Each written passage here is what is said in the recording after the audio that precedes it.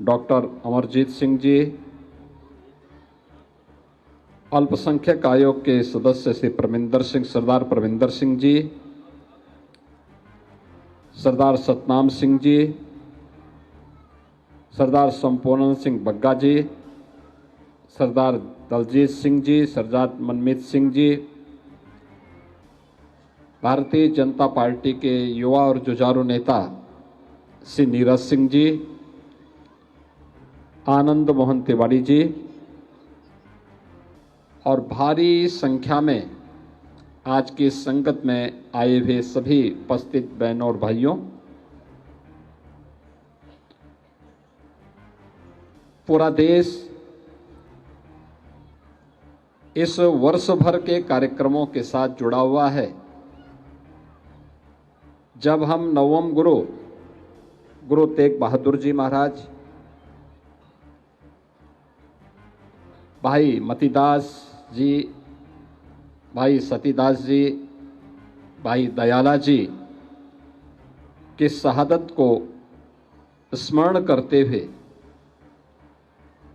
उनके प्रति उनकी स्मृतियों को हम सब नमन कर रहे हैं। आज का यह कार्यक्रम भी हमें उन्हीं स्मृतियों की ओर ले जाने और उन महापुरुषों के प्रति कृतज्ञता ज्ञापित करने का एक अवसर प्रदान कर रहा है। मैं इस अवसर पर उत्तर प्रदेश सरकार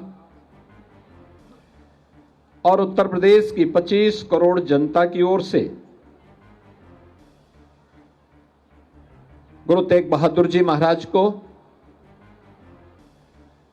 भाई मतीदास जी, भाई सतीदास जी, भाई दयाला जी की स्मृति को नमन करता हूं।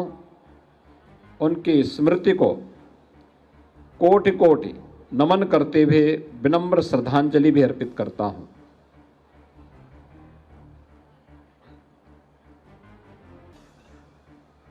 आज का ये दिन हम सब के लिए एक प्रेरणा का दिवस भी है। गुरु तेग बहादुर जी महाराज को इतनी यातना क्यों दी गई थी? क्योंकि उस समय मुगलों ने पूरे भारत का इस्लामीकरण करने की एक मुहिम चला रखी थी। औरंगजेब जैसा क्रूर बादशाह मनमानीपन पर उतर आया था। तिलक को मिटाने के लिए, जनेऊ को समाप्त करने के उद्देश्य से उसने देश भर में तो अत्याचार किया ही, लेकिन कश्मीर में जब उसके अत्याचार की पराकाष्ठा आगे बढ़ी, अफगान खान जैसा औरंगजेब का सिपह सालार वहां जाकर के अत्याचार करने लग गया, तब पंडित कृपाराम जी ने जब कहीं शरण नहीं मिली तो गुरु तेग बहादुर जी महाराज की शरण में जाकर के याचना की थी।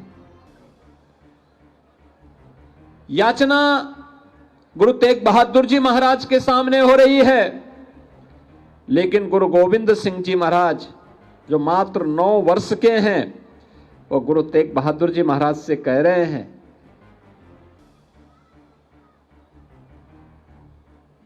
कि याचना हो रही है, आप कह रहे हैं कि किसी बड़े आदमी को अपना बलिदान देना पड़ेगा, तो आप बताइए आपसे बड़ा कौन है?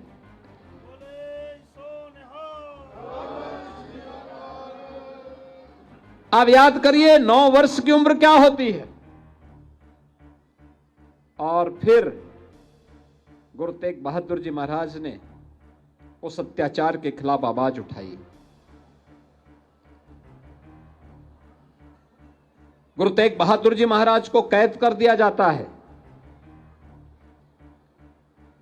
भाई मतीदास को पहले यातना दी जाती है, आरे से चीरा जाता है। भाई सतीदास को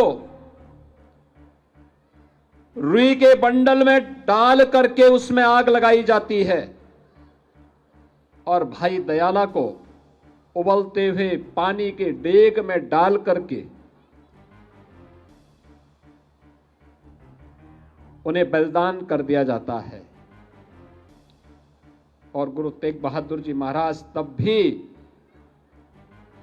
अपने धर्म और अपने संकल्प से डिगे नहीं, तो उनके साथ कितनी बड़ी क्रूरता बरती गई।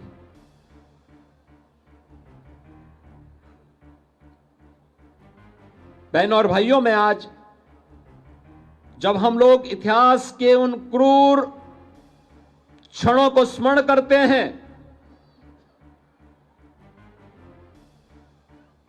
तो हम सबको ये लगता है कि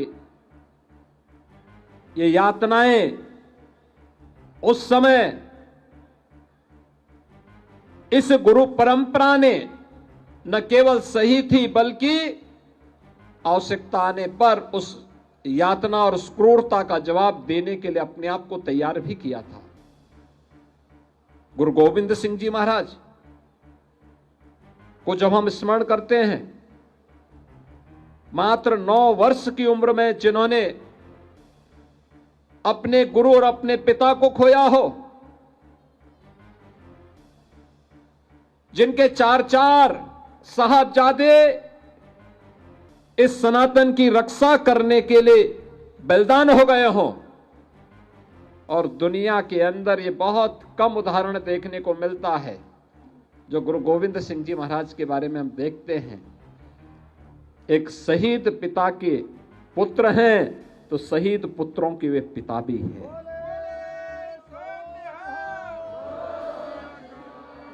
आज ये मेरा सौभाग्य है कि मैं भी अयोध्या धाम से आ रहा हूं।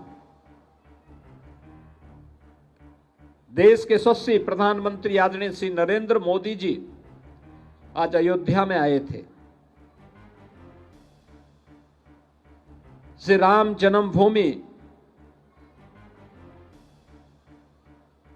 पर भगवान श्री राम के भव्य मंदिर का निर्माण कार्य पूर्ण होने के उपलक्ष्य में आज भारत की सनातन का भगवा ध्वज का आरोहण राम मंदिर के शिखर पर हुआ है, एक भव्य समारोह में हुआ है। यही वह भगवा ध्वज है जिसकी रक्षा करने के लिए सिख गुरुओं की परंपरा और पीढ़ी की पीढ़ी अपने आप को बलिदान करती आई है। ये वही परंपरा है। याद करिए, 1510 से लेके 1515 के बीच प्रथम गुरु नानक देव जी महाराज अयोध्या धाम में श्री राम जन्मभूमि मंदिर में दर्शन करने के लिए जाते हैं, और 1528 में एक विदेशी आक्रांता बाबर के सिपह सालार के द्वारा मंदिर को तोड़ दिया जाता है। और उस समय बाबर के अत्याचार को देखते हुए गुरु नानक देव जी महाराज ने बाबर को जावर कह करके उसके कृत्यों को पूरी मजबूती के साथ उसका विरोध किया था। आगे की परंपरा भी, जब अयोध्या में राम जन्मभूमि के लिए जब भी संघर्ष हुए, सिख गुरुओं ने, सिख योद्धाओं ने, निहंगों ने, संतों ने, राजाओं ने, सामान्य नागरिकों ने, माताओं और बहनों ने अपने आप को बलिदान देने में कहीं भी पीछे नहीं हटे, कभी पीछे नहीं हटे। और अयोध्या के बारे में जो बात हम सबको स्मरण रखनी होगी, साम्राज्य आए गए, पीढ़ियां आई गई, लेकिन एकमात्र अडिग थी, वह थी आस्था। और जो आस्था आज अयोध्या में फिर से 500 वर्षों के बाद श्री राम जन्मभूमि पर भगवान राम के भव्य मंदिर के निर्माण को पूरा करने के इस महायज्ञ का साक्षी बनी है। और वही आस्था आज यहां पर भी हम सबको देखने को मिल रहा है।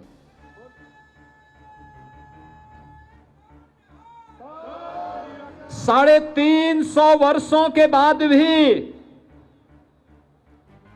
हर सिख और हर सनातनी गुरु तेग बहादुर जी महाराज, भाई मतीदास, भाई सतीदास जी, भाई दयाला जी के प्रति अपनी कृतज्ञता ज्ञापित करते हुए अपनी आस्था को व्यक्त करता है। और आज आप सबको मैं ही स्मरण दिलाने के लिए आया हूं। याद करना, सत्य को कोई धूमिल नहीं कर सकता, उसको झुटला नहीं सकता। गुरु गोविंद सिंह जी महाराज के 4 साहबजादों को भले ही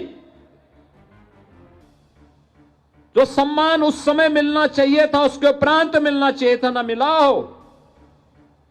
लेकिन 2020 में उत्तर प्रदेश में पहले मुख्यमंत्री आवास में और प्रधानमंत्री मोदी जी ने 26 दिसंबर की तिथि को सदैव के लिए वीर बाल दिवस के रूप में समर्पित करते हुए उन 4 साहबजादों की स्मृति को एक जीवंत बना दिया है। आने वाली पीढ़ी के लिए, हर नौजवान के लिए, हर युवा के लिए ये बनाया है, बताने का प्रयास, ये बताया है कि जो भी देश और धर्म के लिए कुछ करेगा उसके प्रति समाज इसी प्रकार से कृतज्ञता ज्ञापित करेगा। और वही कृतज्ञता ज्ञापित करने का एक अवसर हम सबके सामने आज का यह दिवस भी है। यह हमारा सौभाग्य है कि लखनऊ को गुरु तेग बहादुर जी महाराज का सानिध्य प्राप्त हुआ था। लखनऊ के याहगंज गुरुद्वारे में गुरु तेग बहादुर जी महाराज का आगमन,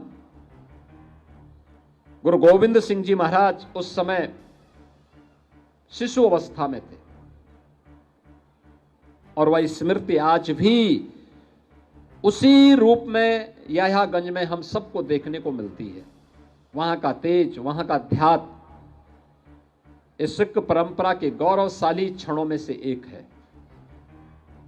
यह हमारा सौभाग्य है कि उत्तर प्रदेश में इन स्मृतियों को और मजबूती प्रदान करने में उत्तर प्रदेश सरकार और भारत सरकार योगदान देने की दिशा में कृत संकल्पित है। आज के इस अवसर पर मैं आप सबका यही आह्वान करूंगा, हम अपनी गुरु परंपरा, अपने इन महापुरुषों और उन सभी योद्धाओं के प्रति जिन्होंने देश और धर्म के लिए अपना योगदान दिया है, उनके प्रति हमारी आस्था इसी प्रकार से अडिग होनी चाहिए जैसे हमारा एक केसरिया पताका हमेशा अपने अडिग रूप से सदैव हम सबको एक नई प्रेरणा प्रदान करता है, आगे बढ़ने के लिए एक नई ऊर्जा प्रदान करता है।